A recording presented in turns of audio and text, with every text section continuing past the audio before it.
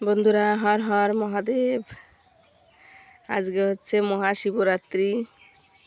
তো শিবরাত্রির অনেক অনেক শুভেচ্ছা ও শুভকামনা রইল তোমাদের সবার জন্য। তো কেমন আছো তোমরা সবাই?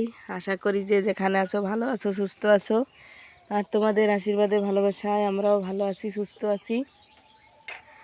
তো দেখো, কালকে ঢেকিতে চালের গুঁড়া করেছিলাম, তো সেই গুঁড়া দিয়ে এখন আমি পিঠা তৈরি করছি। তো চলো কি কি পিঠা বানাই তোমাদের সঙ্গে শেয়ার করি। তো আমি ছাঁচ পিঠা তৈরি করছি, আর এখানে দেখো দুধ গরম করে রেখেছি, গুড় এনেছি, দুধ দিয়ে গুড় দিয়ে একটা রস তৈরি করব। তারপরে এই ছাঁচ পিঠাগুলো ওই রসের মধ্যে ভিজাবো। তো আমরা তো বলি ভিজা পিঠা, আর তোমরা কি পিঠা বলো জানি না, অবশ্যই কমেন্ট করে বলো। ছাঁচ পিঠা দুধ আর রস জাল দিয়ে, মানে দুধ গুড় এটা জাল দিয়ে একটা রস বানিয়ে তার মধ্যে ভেজাই আমরা।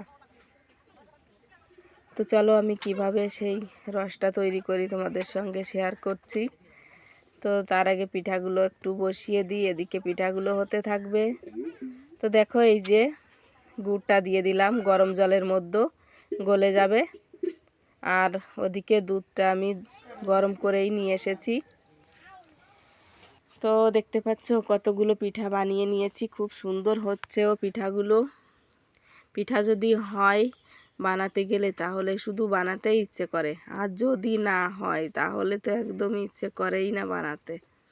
তো খুব সুন্দর হচ্ছিল পিঠাগুলো দেখতে, একদম দেখো কত সুন্দর হয়েছে। কি তাই দেখ কেমন টাকা, এই পিঠে খাচ্ছ? পিঠে খাচ্ছ তুমি?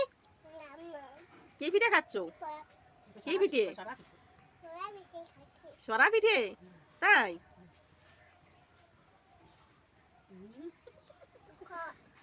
তো পিঠা খেতে কার না ভালো লাগে বলো তো? আমার ছেলে পিঠা খাচ্ছে আর খুব আনন্দ করছে।